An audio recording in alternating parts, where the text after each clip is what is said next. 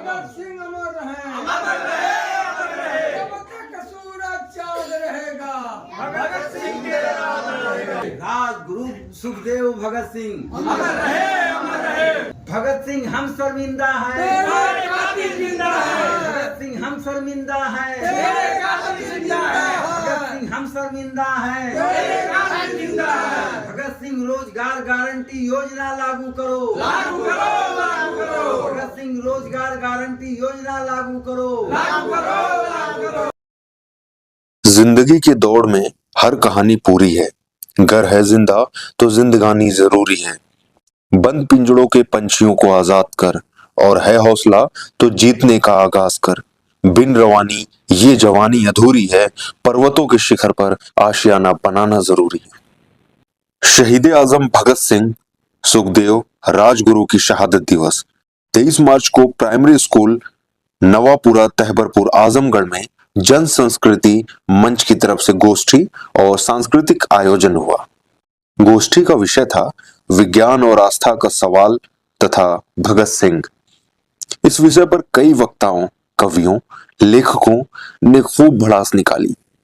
गोष्ठी को संबोधित करते हुए भारतीय कम्युनिस्ट पार्टी माले के वरिष्ठ नेता जयप्रकाश नारायण राय ने कहा, गुलाम भारत में क्रांतिकारियों के हीरो ने सबसे पहले कहा था कि मैं नास्तिक हूं।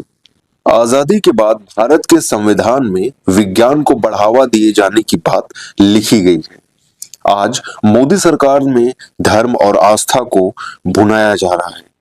देश के पहले प्रधानमंत्री पंडित जवाहरलाल नेहरू को आजादी के इतने बरस बाद भी धर्म, आस्था और विज्ञान के बीच सबसे बड़े खलनायक के रूप में पेश किया जा रहा है।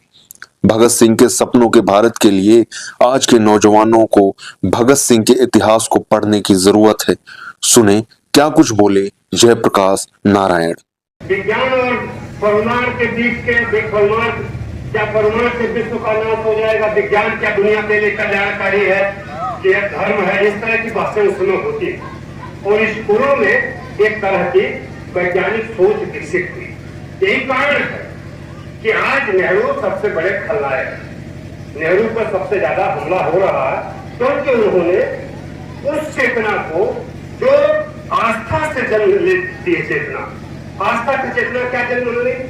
हमारे बगल के गांव में बुढ़ऊ बाबा हैं, कोई लड़का दौड़ रहा है मंदिर में शामिल भक्ति होने के लिए, रोज जाते हुए एक बार पैर हाथ जोड़ता है कि बाबा अगर हो जाएंगे तो आपको आएंगे तो भक्ति कर रहेंगे। संयोग से वो हो जाता है, उसे नौकरी के दिन जा रहा है और उसे वहां प्रणाम करता है और उसके बाद गया, संयोग से उसे मिलिट्री में भर्ती हो गई। अब उसके दिमाग में एक आस्था जन्म लेती है, बुढ़ऊ बाबा में बड़ी ताकत है। अब वो उस जिले, उस मूर्ति और संस्थान के प्रति उसके अंदर एक आस्था जन्म ले लेती है। अब यह आस्था तर्क से नहीं हल होती, यहां से उसकी जो चेतना बनती है वो उसे समाज में उस दिशा में ले जाती है जहां वह किसी नए अनुसंधान, नई सामाजिक प्रक्रिया, समाज में आए हुए नए विचारों से खुद लड़ने लगता है। तो साफ बात है कि आज के हमारे जो देश के संचालन करता है वो नेहरू से ही नहीं, भगत सिंह या क्रांतिकारियों के भी सोच समझ बलिदान को हमारे समाज के मस्तिष्क से गायब कर देना चाहते हैं, क्योंकि उन्हें कोई खतरा, क्योंकि उन्हें कोई परेशानी है उनसे, क्योंकि हम क्यों किसी को चाहेंगे खत्म हो जाए। उससे क्या तो हमारा व्यापार जा रहा होगा, या तो हमारा धंधा जा रहा होगा, चाहे हमारी सत्ता जा रही होगी, या हम जिस तरह की दुनिया बनाना चाहते हैं उस दुनिया बनाने में वो बाधक है, इसलिए उसे विमर्श में नहीं आने देना है।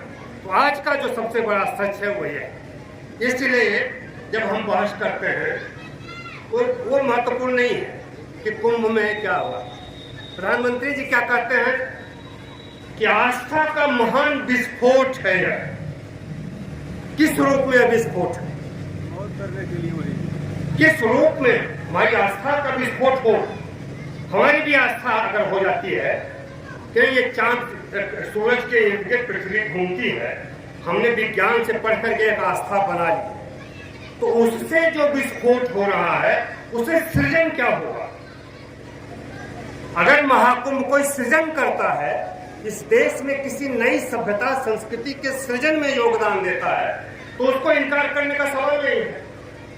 लेकिन अगर वह मनुष्य को यहां ले जाके खड़ा कर दे कि उसमें उसका इस पूरे कुंभ का जो सबसे बड़ा आर्किटेक्ट है, वह जिस व्यक्ति की प्रशंसा करता है कि उसने 30 करोड़ कमाया, वो एक माफिया हिस्ट्री सीटर है, जिसे विधानसभा में गौरवान्वित किया जाता है। अगर महाकुंभ का नायक वही महबहरा है, वो महाराज जिसने 30 करोड़ कमाया, 120 रुपए पर 2,000 रुपया वसूला, अगर हमारे मुख्यमंत्री के लिए वही उदाहरण है कुंभ की सफलता का, तब आप सोच सकते हैं कि आस्था से क्या निकलता है, आस्था से क्या सृजित होगा।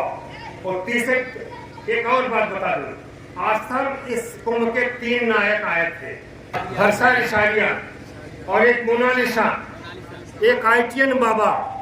जितना फोकस मीडिया में इन 3 के ऊपर हुआ, और अंत में आई ममता कुलकर्णी, जो ड्रग में जेल जा चुकी थी, माफियाओं के साथ जिनका रिश्ता था, और ये 4 कुंभ में जितना जगह पाए, शायद उतना कुंभ में मरने वालों को भी जगह मीडिया ने नहीं दी होगी।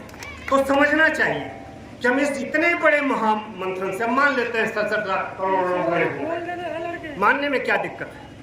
आप कह रहे हो हमारे आप मुख्यमंत्री हो, हम मान लेते हैं कि आप सही कह रहे हो, लेकिन आप निकाल के क्या लाए? निकाल के जो 4 नायक आपने पेश किया, 5 नायक, वो तो यही है जिनकी कोई दृष्टि नहीं, जिनका कोई आचरण नहीं, जिनके अंदर कोई नैतिकता का बोध नहीं, कोई मानवीय संवेदना नहीं, जो मनुष्य के पतन के सबसे बड़े प्रतीक हो सकते हैं, आपके वो नायक हैं।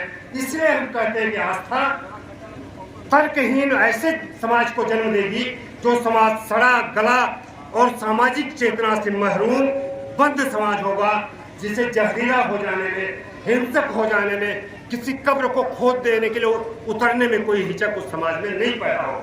अगर हम कुंभ के बाद यही हासिल कर सके, तो हमें इस पर बात तो करनी होगी कि आस्था हमें किस दिशा में ले जाए, आस्था हमें किस तरह का समाज बना रही। या आप देखिए, कुंभ ने अगर इतना बड़ा काम कर लिया कि आधे भारतीय उसमें शामिल हो गए, तब तो एक को एक ही जीतना था।